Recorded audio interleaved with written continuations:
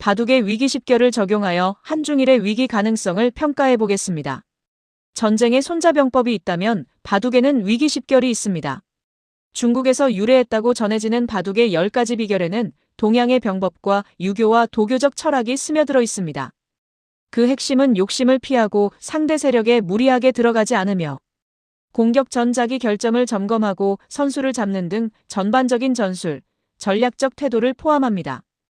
이 바둑격언은 손자병법과 함께 삶의 지혜, 경영 및 처세술을 제시하고 국가의 위기 징후를 해석하는 데도 도움이 됩니다. 위기10결의 첫 번째는 부득탐승으로 이기려 탐하지 말라는 뜻입니다. 너무 승리를 탐하면 무리수를 두게 되고 결국 패배하게 됩니다. 바둑은 장기적이고 전략적인 게임으로 탐욕을 앞세우지 않고 적절한 타이밍을 기다릴 것을 요구하는 게임입니다. 두 번째, 사소추대는 작은 것을 버리고 큰 것을 취하라는 뜻입니다. 전쟁에서는 작은 전투에 집착하지 말고 큰 판을 보는 시각을 가져야 승리합니다. 세 번째, 입계위화는 상대 영역에 들어갈 때는 신중하라는 뜻입니다. 적의 세력권에 들어갈 때 서두르면 쉽게 포위당할 수 있으므로 신중하고 완만하게 거점을 확보하며 침투에 들어가야 합니다. 네 번째, 공피구하는 적을 공격하기 전에 나를 먼저 돌아보라는 뜻입니다. 공격만 서두르면 역습을 당하기 쉽기 때문에 승리를 위해서는 상대의 공격을 예측하고 자신의 약점을 보완해 나가야 합니다. 다섯 번째, 기자쟁선은 자기 도를 버리고 주도권을 잡으라는 뜻입니다. 작은 이익에 집착하지 말고 판 전체의 흐름을 주도함으로써 더 큰 전략적 이익을 얻을 수 있습니다. 전쟁에서 성공이 중요하듯이 바둑에서는 선수를 차지하는 것이 매우 중요합니다. 여섯 번째, 봉이 숙이는 위기에서는 버릴 줄 알아야 한다는 뜻입니다. 바둑에서는 살리기 힘든 돌을 과감히 포기하여 손실을 최소화하는 것이 중요합니다. 일곱 번째, 신물경속은 경솔하고 빠른 결정을 피하라는 뜻입니다. 바둑은 상황을 판단하며 차분하게 진행하는 게임으로 경솔하게 착수하지 말고 신중하게 움직이는 것이 중요합니다. 여덟 번째, 동수상응은 행마를 할 때는 서로 호응하게 하라는 뜻입니다. 내가 둔 수들은 서로 유기적으로 연결되어야 하고 상대방의 전략과 움직임에 맞게 자신의 전략을 조정하며 대응하는 것이 중요합니다. 아홉 번째, 피강자 보는 상대가 강하면 자신을 방어하라는 뜻입니다. 상대방의 기세가 강할 때는 맞서 싸우기보다 실속을 차리며 때를 기다리는 전략이 중요합니다. 열 번째, 세고취화는 형세가 약하면 타협하라는 뜻입니다. 고립되어 위태로울 때는 무리하게 전투를 벌리지 말고 유연하게 빠져나가면서 반전의 기회를 노려야 합니다. 바둑에서는 내가 잘해서 승리하는 것이 일반적이지만 상대가 실수해서 승리하는 경우도 흔합니다. 위기10결은 승리보다 패배하지 않는 법과 버림의 미학을 강조하며 방어와 리스크 관리를 통한 생존수를 가르칩니다. 전략의 세계에서는 과욕과 조급함이 가장 큰 적이므로 이기려고 안달하지 않는 것이 중요합니다. 모든 것을 가지려고 하면 다 잃을 수도 있으므로 사소한 것, 위태로운 것을 과감히 버리라고 강조합니다. 또한 공격 일변도를 지향하고 밸런스와 안전을 우선시하는 것이 생존과 승리 확률을 높인다고 가르칩니다. 바둑의 위기10결은 승부의 원칙을 설명하는 격언이지만 스포츠, 기업 경영 및 국가 운영과 외교 전략에도 적용할 수 있습니다. 국가가 위기 상황으로 몰리기 전에 나타나는 징후들을 잘 살피면 위기를 예방하는 방법을 찾아낼 수 있습니다. 그 징후는 경제, 정치와 사회, 외교와 안보 영역에 잘 나타납니다. 경제 영역에서는 급속하고 과도한 부채 증가, 성장률 급락, 산업 경쟁력 약화, 자산 버블 등의 징후가 나타납니다. 정치와 사회 영역에서는 극단적 양극화, 정책의 일관성 상실, 엘리트 집단의 무능과 부패 사회의 신뢰 붕괴 등의 징후가 나타납니다. 외교와 안보 영역에서는 동맹 약화, 전략적 오판, 과도한 군사적 팽창 또는 위축 현상 등의 징후가 나타납니다. 바둑에서의 위기는 국가의 위기와 대응되므로 위기10결은 국가 운영 전략에도 그대로 적용될 수 있습니다. 첫째, 위기10결의 부득탐승을 국가 전략에 적용하면 과도한 팽창 정책이나 패권 추구는 역풍을 부른다는 의미로 해석할 수 있습니다. 국가가 지나치게 성장 또는 패권을 탐하면 부채가 누적되고 외교적, 군사적 충돌이 발생할 수 있습니다. 1930년대, 40년대 일본 제국주의의 과도한 팽창 정책, 최근 중국의 부동산 과잉 투자에 따른 재정 파탄, 미국의 중동 전쟁 개입으로 인한 피로감과 재정 부담 등이 그 사례입니다. 국가의 탐욕은 시스템 리스크를 동반할 수 있으므로 최대 승리보다 지속 가능한 우위를 추구하는 것이 중요합니다. 둘째, 위기 십결의 사소추대는 국지전보다 전체 판세가 중요하다는 격언으로 이를 국가 전략에 적용하면 정권, 단기, 인기보다 국가, 장기, 구조개혁을 중시해야 한다고 지적합니다. 이는 연금개혁, 에너지전환, 교육개혁, 산업구조 개편 등의 사례에 적용할 수 있는 격언입니다. 민주국가에서는 단기적으로 반복되는 선거 때문에 이 원칙을 지키기 어려운 만큼 유권자의 올바른 판단이 중요합니다. 셋째, 위기 십결의 입계의원은 국가 전략에서 해외 진출 및 외교 개입에 관련된 원칙으로 타국의 세력권, 영향권, 문화권, 안보권에 들어갈 때는 천천히 그리고 신중히 들어가야 한다는 의미로 해석할 수 있습니다. 해외에 대한 무리한 투자와 군사적 개입은 역풍을 불러올 수 있기 때문입니다. 중국의 1대1로와 일본의 1980년대 해외 투자 버블은 상대국의 사정과 그 국민들의 반응을 신중히 고려하지 않은 사례입니다. 미국의 중국 견제, 중국의 남중국해와 대만 문제 접근 방식, 러시아의 우크라이나 침공 사례에도 이 원칙이 적용될 수 있습니다. 급속한 확장은 항상 그에 저항하는 연합 세력을 탄생시킨다는 것이 역사적 교훈입니다. 넷째, 위기 십결의 공피고하는 국가 전략에서 외부 공격이나 경쟁에 집중하다 보면 자기 약점을 방치하게 되고 이는 내부 기반의 약화 및 역습을 초래하여 붕괴로 이어질 수 있다는 의미로 해석할 수 있습니다. 이는 대외 정책보다 내부 안정을 우선시할 것을 강조하는 격언입니다. 냉전 시대의 미국과의 군사력 경쟁, 대외 침략에 몰두했던 구소련은 경제와 민생이 파탄남으로써 국가가 붕괴되었습니다. 외교와 군사보다 내정이 먼저라는 교훈을 남긴 사례입니다.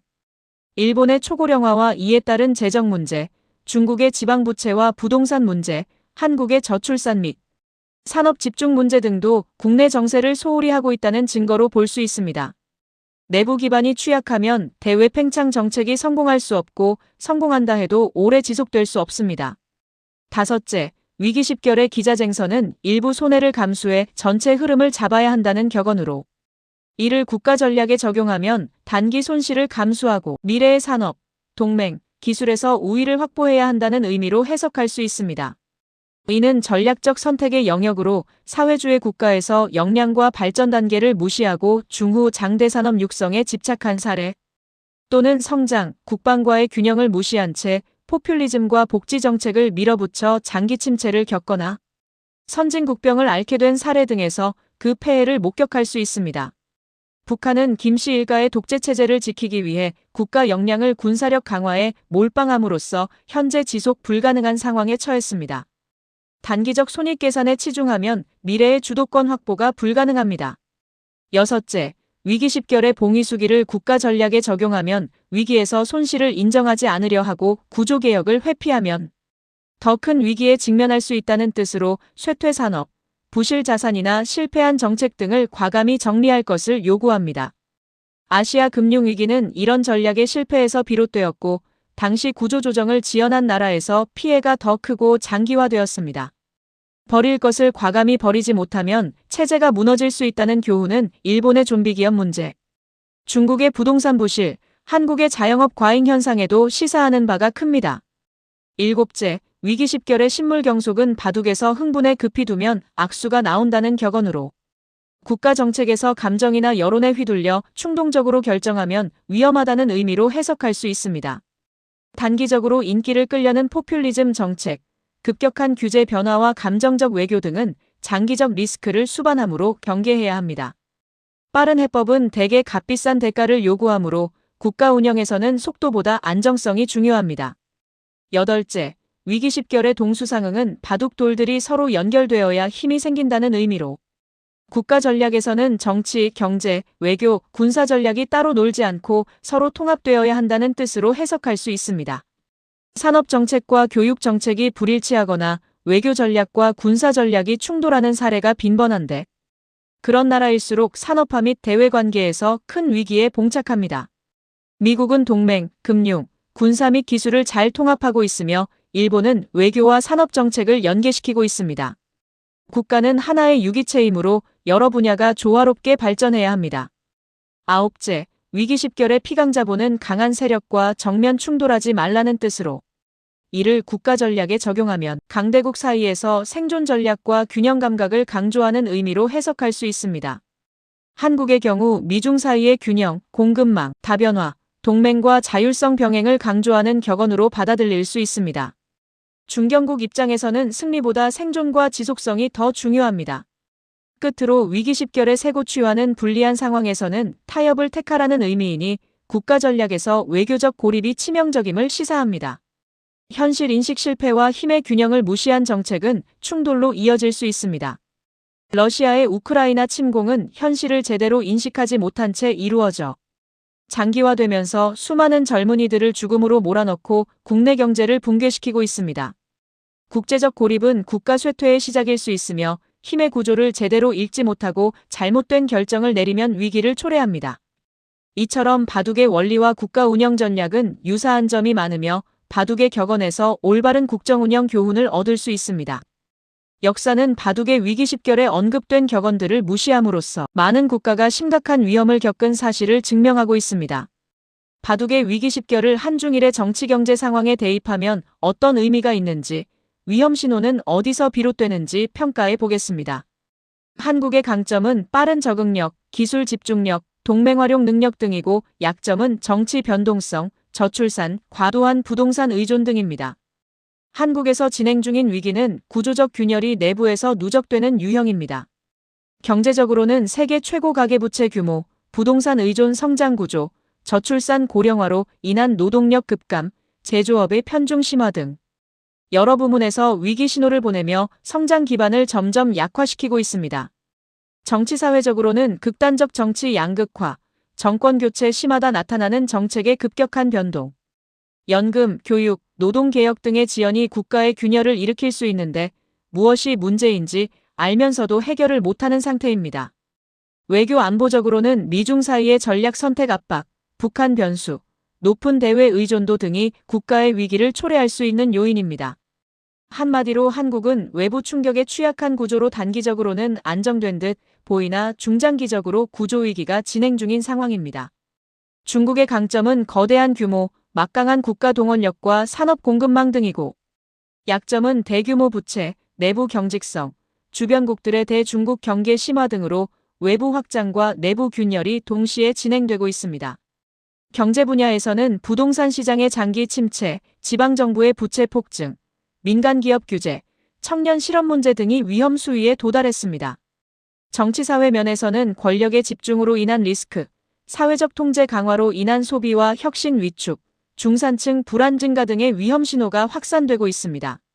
정부의 통제로 안정은 유지되고 있지만 활력의 감소로 성장 엔진이 점차 식어가는 게 문제입니다. 외교 안보 면에서는 미국과의 경쟁과 갈등, 글로벌 공급망 분리, 주변국과의 긴장 등 외부 환경이 점점 불리해지고 있습니다. 한마디로 중국은 크고 강한 국가이나 내부 균열이 확대되는 중입니다. 일본의 강점은 안정성, 세계 최고 기술 수준, 사회 질서 등이고 약점은 고령화, 막대한 국가 부채와 재정 부담, 장기 침체에 따른 심리적 불안과 활력 약화 등입니다. 일본은 위기 관리형 국가 운영 및 저성장이 고착화되어 가고 있습니다. 경제적으로는 1990년대부터 이어진 장기 저성장, 매우 높은 국가 부채와 생산성 정체 등 위기 신호가 확산되고 있습니다. 성장하지 못하는 안정이 얼마나 지속될 수 있는지 의문입니다. 정치 사회적으로는 세계 최고 수준의 고령화와 그로 인한 노동력 감소, 느린 사회 변화 속도 등이 위기 가능성을 심화시키고 있습니다. 외교 안보 면에서는 재무장 논쟁, 미중 갈등 속에서 일본의 전략적 위치 문제 등이 지속적으로 논란을 야기하고 있습니다. 일본은 위기를 이미 흡수하여 안정된 듯 보이지만 대신 활력을 상실한 것이 가장 큰 위기 요인입니다. 정리하자면 한국은 보이지 않는 구조적 위기에 직면해 있으나 해결을 미루고 있어 문제이고 중국은 보이는 복합위기를 통제로 일관하고 있어 왜곡될 위험이 크며 일본은 장기적으로 위기를 잘 관리해왔으나 조정이 불가피한 상황입니다. 바둑의 위기 십결을 한국의 상황에 적용하면 동수상응, 봉위수기, 기자쟁선 및 사소취대 등의 취약점이 뚜렷합니다. 정권이 교체될 때마다 정책이 급변하는 상황은 동수상응의 격언을 무시하는 것입니다. 산업, 교육, 부동산 정책이 서로 충돌하는 것도 마찬가지입니다. 정치적 부담 때문에 연금개혁, 노동개혁, 교육개혁을 미루고 구조조정을 회피하는 상황은 봉의수기의 격언에 저촉되는 가장 큰 리스크 요인입니다. 반도체와 자동차 등 몇몇 업종에 편중된 산업구조는 선택과 집중의 성공 사례로 볼 수도 있으나 신성장 산업으로의 다변화 속도가 지지부진한 상황입니다. 또한 복지, 성장, 부동산 정책이 복잡하게 얽혀 효율성을 저해하고 있습니다. 전략적 선택을 주장하면서도 다 가져가려는 성향은 사소취대 및 기자쟁선의 격언에 위배되는 것입니다. 요약하면 한국은 버려야 할 것을 못 버리고 망설이는 국가로 파는 안정적이지만 집 내부가 약해지는 형세입니다. 단기적으로 위기 가능성이 낮지만 구조개혁을 서두르지 않는 경우 중장기적으로 큰 리스크에 직면할 수 있습니다. 중국은 1대1로와 군사력으로 글로벌 영향력을 확대하고 기술 및 경제 패권을 추구하는 등 명백한 탐승의 전형을 보여줍니다. 급속한 확장 정책으로 해외 투자가 부실화되고 외교적 반발도 확대되는 상황이므로 부득 탐승과 입계 이완이 핵심 과제입니다. 내부적으로 부동산 붕괴, 청년 실업, 지방정부 부채 등이 심화되고 외부적으로 미중 갈등이 격화되는 양상은 공피고화의 격언을 무시한 결과입니다. 외부 공격에 너무 집중하다 내부가 흔들리는 상황에 직면한 것입니다. 부동산과 국유기업의 구조조정이 지연되고 정책 실패를 인정하지 않는 정부의 태도는 봉의수기의 격언에 위배됩니다. 요약하면 중국은 세력은 강하지만 판 전체가 흔들리며 불안정해지는 형세로 단기적으로는 위기 가능성이 낮지만 구조적 위험이 높아 미래를 예측하기 어려운 나라입니다. 현재는 공격력이 막강하지만 실제로는 내부 균열이 누적되는 상황입니다. 일본은 지금까지 위기를 잘 관리해왔으나 승부를 내지 못함으로써 봉의수기와 기자쟁선의 균형이 요구되는 나라입니다. 1990년대 버블 붕괴 이후 즉각 대응에는 실패했으나 최근 기업 개혁이 이루어지고 금융정책도 개선되고 있어 늦었지만 버리기 시작했다는 점에서 봉의수기를 잘 실천하고 있다고 평가할 수 있습니다. 구조조정 지연으로 인한 장기 침체의 경험을 바탕으로 점진적 개혁을 진행하고 있지만 개혁 속도가 느린 것이 문제입니다. 요약하면 일본은 위기를 잘 관리하고 있으나 승부를 못 내는 형세로 지지 않으면서 크게 이기지도 못하는 나라입니다. 단기적으로 위기 가능성이 낮지만 성장 잠재력은 여전히 낮다고 할 수 있습니다. 위기 십결을 세 나라에 적용했을 때 한국은 버리지 못해 조용히 집이 무너지는 형세, 중국은 너무 크게 공격하다가 자기 집이 흔들리는 형세, 일본은 안정적으로 버티지만 역전 수단이 부족한 형세로 요약할 수 있습니다. 이상 바둑의 고전 원칙인 위기 십결을 국가 운영 전략에 대비하면서 한중일 세 나라의 위험 신호를 평가해 보았습니다. 시청해 주셔서 감사합니다.